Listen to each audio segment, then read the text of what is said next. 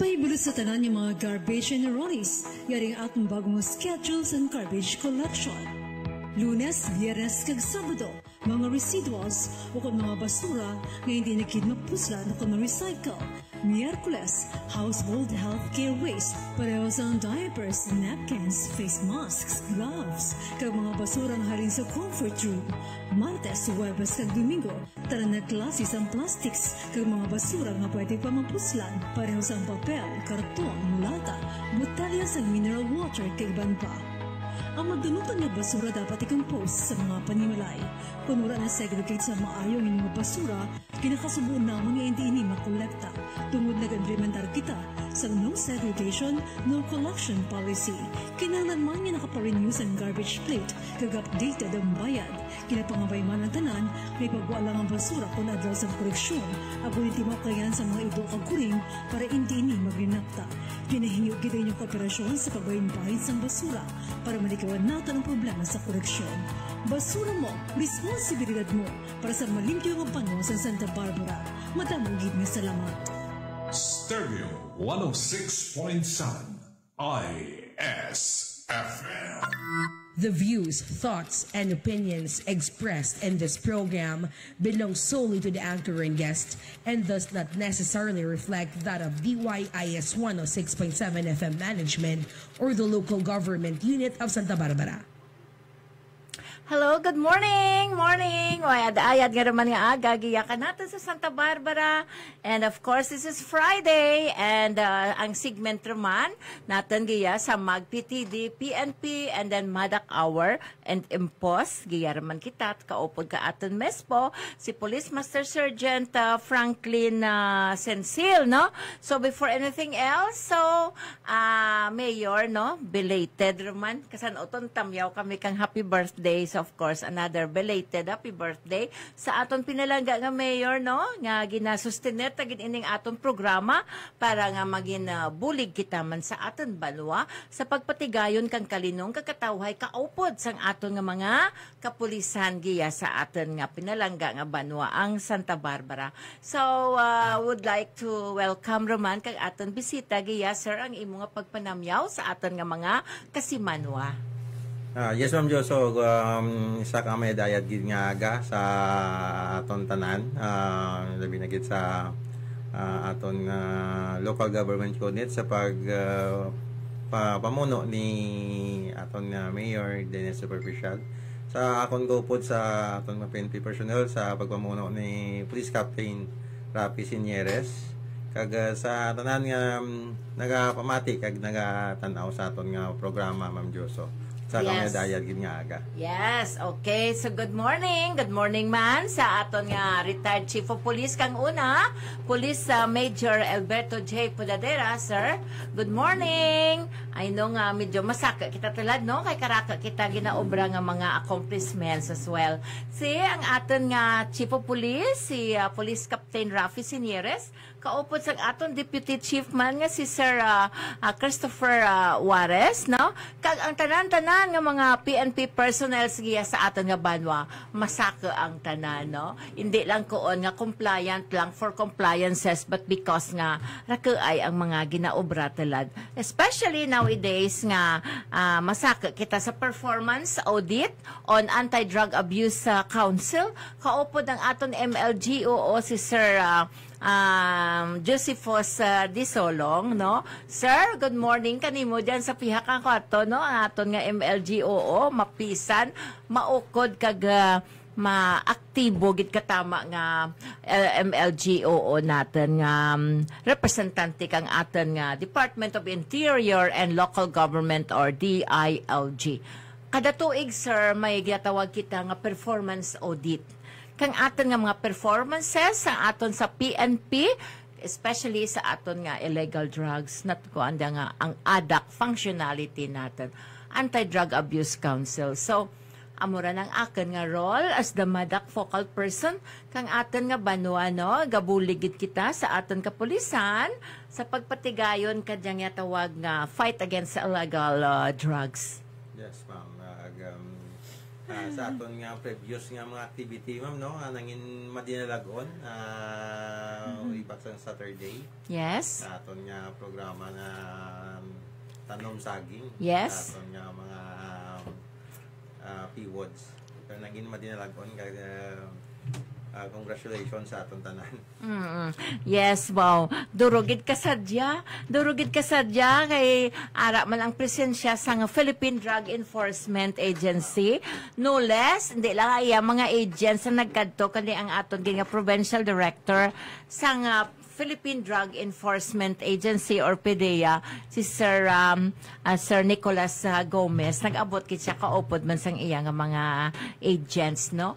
Kag nami man to kay ang iban nga mga kapitanes nga present were able to have a huddle. Kag salamat kid gali kay Honorable Ronnie Maghupoy nga nagtugro nagtao man kanaten kang ano no kang pagpaigma kanaten, no? At yes, ang pag-akomodar ni Kapitan mo. Oo. Okay. Hamakan ninyo, isagid kakawa nga tinanak nga saging. Nag-enjoy gid sanda. Hasta pag uruli ra kapideya kay daw ay masasa kakaon tong isa ka ang dalwasi gali dalwasi nga tinanak nga saging gin pabalunan pa naman sanda kay actually itong pideya natin sir mapasibo pa sanda ka to. Yes, pero ma'am. yes, pero hindi sa nakasay no kanaten. Yan ang nag-allocate sila sang tiempo kag oras nga agad nga participar ma sa aton nga programa. Kay ang akin nga message kananda actually gin ano ko lang to, gin screenshot ko lang to kag pirmahan kag i-send liwat sa messenger pero ay ginagapalta ang aton nga provincial director halin makay Sir Boy Ibanez anay nga ginbaslan ni Sir Gomez. Actually, si Sir Gomez kini ang una nga provincial director makang una nga pag drug clearing ka 21 nga unaffected nga barangays. Yes, Way back in 2018. So may guhay ra kami kara kilalahay ra kami karanta na buhay den. Nason gina saylo sanda karan titla din balik raman tanagya. So kit anay naman kami. Amaman si Sir Boy Ibanez balik raman tana sa Aklan. Ang unsan oto sa Cebu pero nakabalik-balik man tanagiya. So anyway, amuran nga we are trying to establish a very good rapport sa mga agents or sa officer nanda ka nga Philippine Drug Enforcement Agency para hindi kita mabudlayan in terms of drug clearing operations. Yes, ma'am. Kag kanami man sang ginbilin nga mensahe ni Sir Gomez sa aton nga mga P-Wods. Yes. Nga siya man mismo, ma'am, nga hindi na sa iyang part nga ginbilin dito nga mensahe nga hindi siya gusto nga makita o ma-experience naman sa aton nga mga P-Wods nga sa uli nga magahapa sa duta. Yes. Kag magabati sang tinaga. Yes. You have the right to remain silent. Yes, So, Miranda. yes, ma'am. So, magapabilin nila nga mga tinaga agad na ma-realisar sa aton nga mga P-Wods nga hindi na magbalik sa malalim o hindi manami nga Bisyo nanda. bisyo. Yes, ma'am. Yes. Sa kabilugan, 242 ang aton nga person who use drugs. Sa 39 ka mga apektado nga barangay. Pero, siyempre, iban ka to, waigin palad rin daw, nagpahuway rin sanda. Yes, ma'am. Nagpahuway ng iban sing dayon, ang iban na, na arrested kid. No? Ang iba nag-change residence pero may mga dyan man kita nga after the CBDRP, the Community-Based Rehabilitation Program nga conduct naman ni Doc Zoe ng iba nagbag-orgid man kag luckily naka-pa-abroad rin. Raka Yes, naman nagpa-abroad, sir. May mga seaman naman gani kita nga Yes, ma'am. mga nagaramit kang una. Ti ang anti sanda karan gapangayo sanda ka certification bala digya kanaken nga nakakompleto sanda kang anda nga CBDRP completed the community-based rehab. Sundaran nanda to kay Doc Zoe para sundaran giya sa atin nga Chief of Police para matawan it clearance nga Amuran ita tapos nakapa-drug test sanda and turn out to be negative.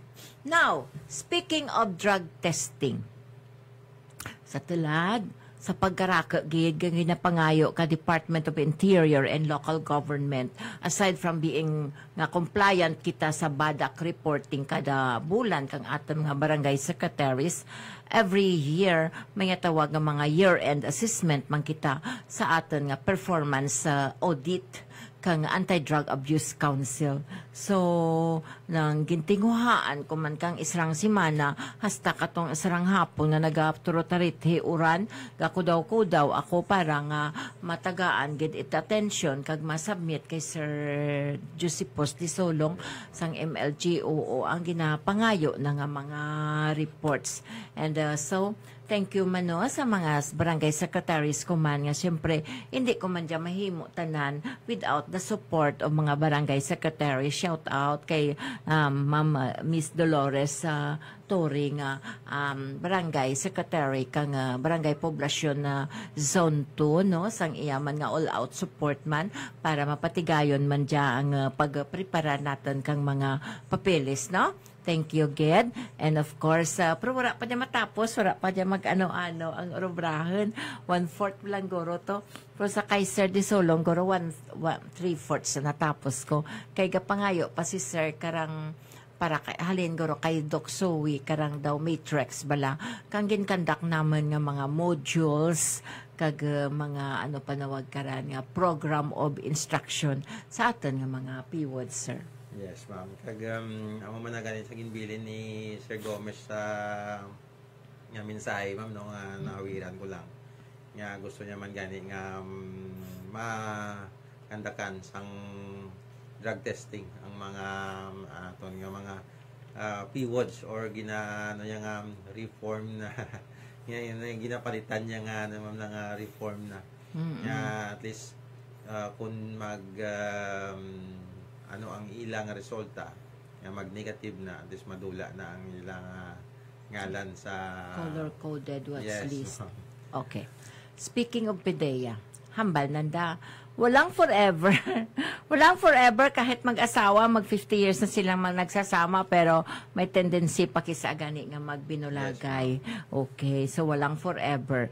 Pero in PDEA daw, there is forever. So, how many times the PWODs were asking from me every time that I do conduct lectures in the designated barangay, Ma'am, di angara namon, hindi para mabual, ma'am, sa color-coded watch list, and sa dyan ang ngara namon, ginapa-attend kami gihapon. Nakan sige lang bala, compliant lang kamo, kay basi sa orihi, kung maluoy man ang PDEA nga makita, nga wala rin kamo naga-participar, ka nagada-indulge yourself, ka mga amo dyan nga mga activities, kag kun ano gani, like for example that tanom saging no 150 lang mo, sobra 50 ang absent. Yes, ma'am. Ti amo paran ang pangitaan ko para mga ngara nanda kay hindi ko wala gusto nga makuon sanda. Amon wala man kami mag-attend, wala man sanda ti sanction nga ginhimo. No, halata nyo lang matapos nandiya ang na parek-parek ko kay timpuhan ko gira kag pungkuan kag pangitaan ko gid angaran sa color-coded watch list kung sin o wala tuya sa listahan. Yes, ma'am. Kay iban siguro mga I don't know basi masako lang o kung pabungol-bungol.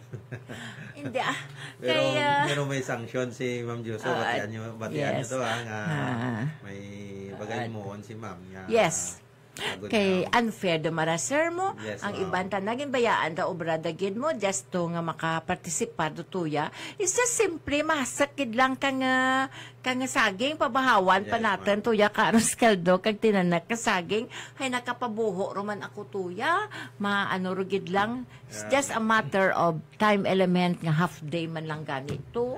Not only sa intention nga matanom sa saging, Ma'am, no? Yes. Pero at least makita man sila and sa personal kung ano na ang estado nila, kung ano na. Yes. Hindi Nga lang man siling pagkatuog na to para lang magtanom ng No, saging. it's not. At least makikipagkita man kita personal nga at least magapangamusta ka man kita sa inyo kung ano ang estado nyo. Amo maran daw, it's one way of checking their presence, no? Kay hindi daw ka mangkaran nga okay maadto na tuyakan magpa-present, at least may gamay nga activity bala. Maburing ma'am, no, ako magatuong mo lang to nga matanom na kasagin. At least wala nasadyahan kita kan kasarakyan raka tawo. Kay maburing mga nga makadto ka lang mapakita ka lang ay sa dra nga bagay may muon ka mo nga at least at least productive pa kita nga nakita nakatanom pa kita sa saging o kun sa sunod naman siguro kasi kahoy naman o kung mga bearing naman ang ato fruit bearing trees naman tanam tarak pato space na. Yan, yung mga rapat pa namin isang tamnan. Rapat pa to taramnan ta. Ang palibutan ta pa to kang tanam ko ni Sir Pudadera kaya kahon na to ulit namon ni Sir Puda. Tamnan ta tumam kakahoy. Para may boundaries ang tanga mo tanga akan. Ang good. Kanami bala sir kang area kang una daw ra gid ako naga-attention what pungsod is, no. Yes, kay daw ay bala. Pero talad kay ginaobra to talad ang himuon nga daw slaughter. Yes, kanami isang dalan ma'am. Yes, kanami kadalan din, may dalan din. And of course inatanan sa pagpaninguha sang aton nga pinalangga nga mayor. Yes, ma'am. Yes, so sino pa ayhan makatupon ka mga performance kang aton nga mayor giya sa Banwa kang Santa Barbara sa health and sanitation. Ara man si doktor kasi syempre doktor aton mayor. Yes, nan ang sapos sa aton sa fight against illegal drugs nag-obra ko ka executive order na ano ron ma'am te okay ron ma'am ka mayor okay ron da. Okay, gid si Mayor kang executive order para sa balay silangan natin. Sanglit gusto gid ni Mayor nga mangin hilway sa ginadumilian nga droga ang aton nga Banwa. Yes, ma'am. 60 ka kabaranggayan, 39 ka apektado, 21 ka unaffected or drug-free. Ang 39 drug cleared. Di nahadlukan takon ay base kung hindi nanda masustain ang retention status nanda hag kung may mga new personality. There is one barangay was given only 60 days from the Regional Oversight Committee last time sa Psalms 21 Hotel. May isa ka barangay nga may new personality kag sundaring kadura-dura hindi gid makita galibog gid ang ulo kang kapitan kung paano natin to masikop ang isang ato. Yes, ma'am. Amo na gani ma'am nga sa 60 ka barangay, pila lang kita nga pero sa amon sa isang PNP personnel pila lang. So hindi gid namon although nga ang trabaho ara pero ang kinahanglan gid namon ang bulig sa aton nga komunidad. Labi gid sa aton mga barangay officials. Sa pagpabilin sa aton nga o kung pagbantay sa aton nga barangay para mapalayo ang anuman nga mga mapabilin ang kalinong katawan. Yes, that's why we have this monthly nga BADAC report, Barangay Anti-Drug Abuse Council nga reporting kang aton nga mga kabarangayan. Every month, no, may ginaobra diyang inyo nga mga barangay secretaries, of course, pirmado diya kang aton nga peace and order nga kagawad, kag ni punong barangay, kag ni secretary, before it is being submitted. Now, I require all barangay secretaries, instead nga October 8, ang third quarter naton nga assessment, please submit your quarterly BADAC on September 30. Kay kinahanglan ta ina nga reports. Hindi ra kita maghulat kang October 8. Please, no, may isa to ka secretary aga pa, ma'am. Sa October 8 lang kami masubmit, ma'am. Amo daadon ang schedule nyo sa quarter, sa third quarter. Pero because of the need of the exigency of the need nga may may performance sa audit kita, may evaluation kita. So please, I am urging you to please submit not in October 8 but in September 30. Okay? September 30 is the date. Or ma-message ako kay Ma'am Desiree, ang inyong president, kung saan ang inyong monthly Kay matay up lang ako digyan Basi pag abot nyo halin sa Cebu, I know, raka ka ninyo dyan talad sa Cebu. At sa ano ninyo ron nga workshop 5 kaadlaw. Ti pagbalik nyo basi kung mag-met ka mo, pamanaan nyo ako kay ma-attend kami ni sir. Ha? Okay. Yes. Kisabala so natakan ro guro mga secretaries ko kanakan. Pera ra ka tuig kami gabadak sa mo galibog ulo da. Pero amo na siya kinanglan tagid sila ma'am. Kay karon kun ano daang kay sila daang sa barangay ma'am dapat mapapalaan nila kung anong gagawin sila ng barangay. Sanda. Kung mag-ipos-ipos lang sila karon duga kaangay lang nga ginatulera nila ang hindi manami nga ikoton sa ilang pamuluyo. Yes. So dapat mangin vigilant sila nga magbantay sila 24/7. Hagdak sanda sir. Yes, ma'am.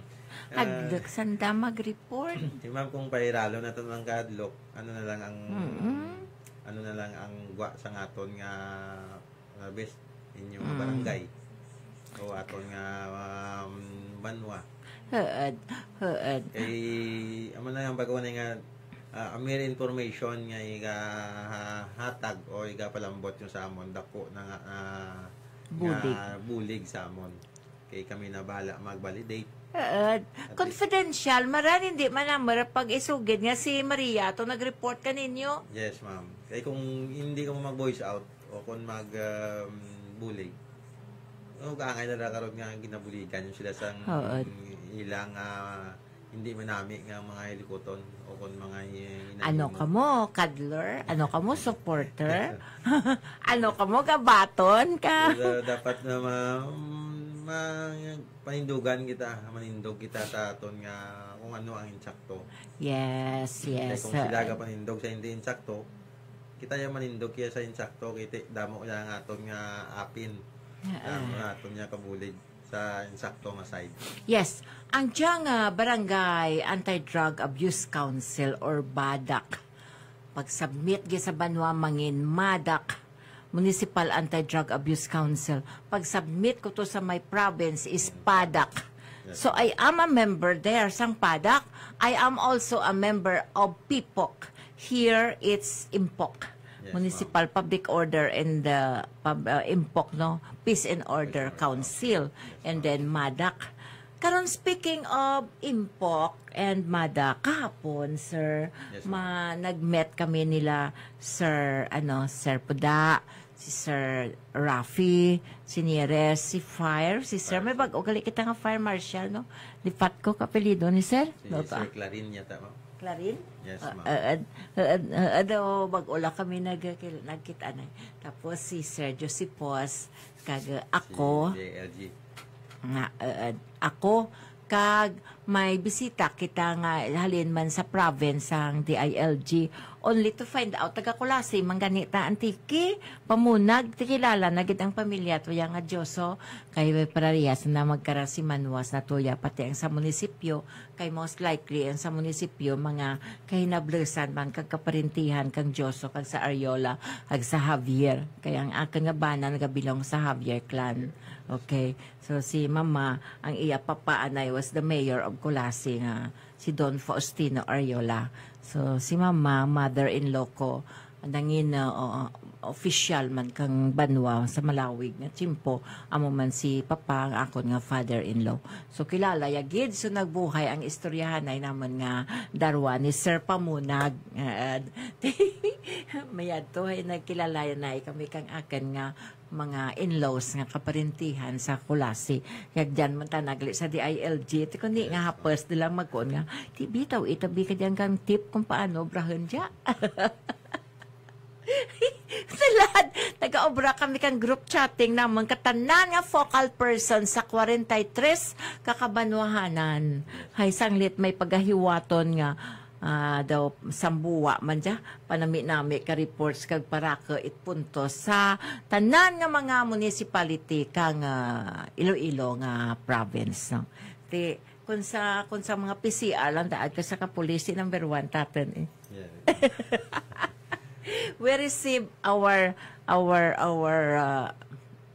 municipality, and ako we're as able to receive as number one nga ng MAG-PTD chair and MADAC focal person in the whole province of Iloilo. Plakpak. Yes, ma'am. Congratulations. Amuran kang Lunes, wow, pinudyot rumananda ako tuya sa IPPO kagimuon nga chairperson duman kang diyang project alagad, no, para rumantan na dia sa aton nga mga kapulisan nga active on duty first sa IPPO lang gid nga nagakinahanglan man kang aton nga bulig man for their financial upliftment, mental upliftment, may mga moral values kita nga i-conduct, kang mga livelihood skills. Ang bisita natin si Sir Regional Director Katesda, kang Provincial Director nga si Ma'am Babalo. So they will be offering sa aton mga kapulisan, anda nga asawa or kabataan nga gusto nanda magkaroon ng extra income kang training. Pili lang sanda, pero they need at least 20 participants per training. Na amo karan ti kon kulangan ko no kun wala kun hindi ko no mag-eksakto sa number ma-download kita paadto paakadto sa munisipyo, no, sa ganiran sa station kung sino ang malayag nga mga member ka family ka at kapulisan nga mag-undergo kang mga amo karang nga training. So amo di ang ginahimo namon sa IPPSMU sa PAG-PTD. MAG-PTD sa Banwa Municipal Advisory Group for Police Transformation and Development, me as a chairperson, and then in the PAG-PTD as secretary, treasurer, of the Provincial Advisory Group for Police Transformation and Development. So, amuran, kuros-kuros, obra ko, kisapik apenda ko. Last Friday, pas atan nga program, kay naghambal pa ko sa Kape Balita.